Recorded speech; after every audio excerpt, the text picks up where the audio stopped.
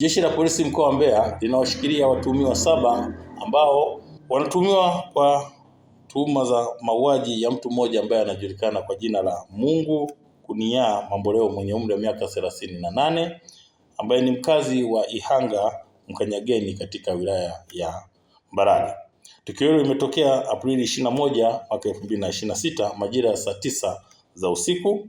huko mtaa wa Ihanga Mkanyageni, kata na tarafa ya Rujewa, wilaya ya Mbarali, baada ya kundi hilo la watu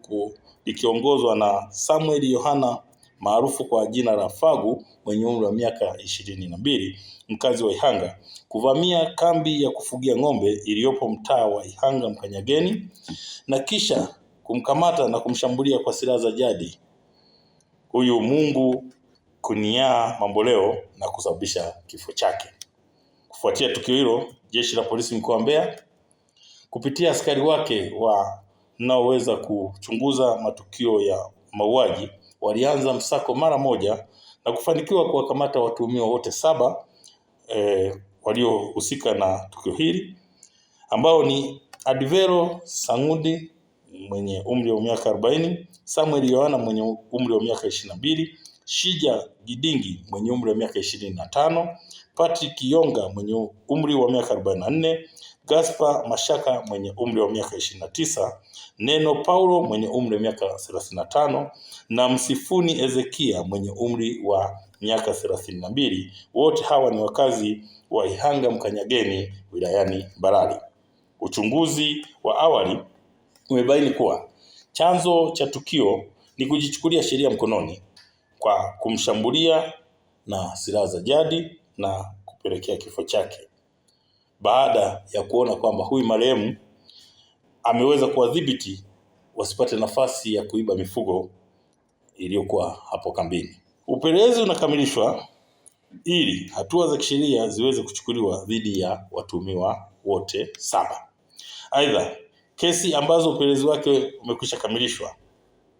na watuhumiwa kufikishwa mahakamani zinaendelea kupata mafanikio makubwa, ambapo katika mahakama ya wilaya ya Kyela imemhukumu Brown Frank Mwairubi mwenye umri wa miaka 31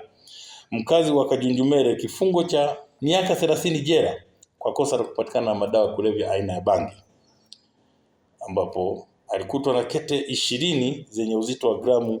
896.35. Hukumu hiyo imetolewa na hakimu Rosta Emmanuel Mwafuga Aprili 24 mwaka 2026 katika mahakama ya wilaya ya Kyela. Imeelezwa kuwa mshtakiwa alitenda kosa hilo Agosti 18 mwaka 2025 baada ya kukamatwa na askari akiwa na dawa hizo nyumbani kwake, akiwa amezihifadhi na akiwa anaendelea kuziuza. Mshtakiwa ametiwa hatiani kwa mujibu wa kifungu cha 16 kifungu kidogo cha kwanza na cha pili C cha sheria ya udhibiti na usimamizi wa dawa za kulevya sura ya 95 iliyofanywa marejeo mwaka 2023. Jeshi la polisi mkoa wa Mbeya linatoa wito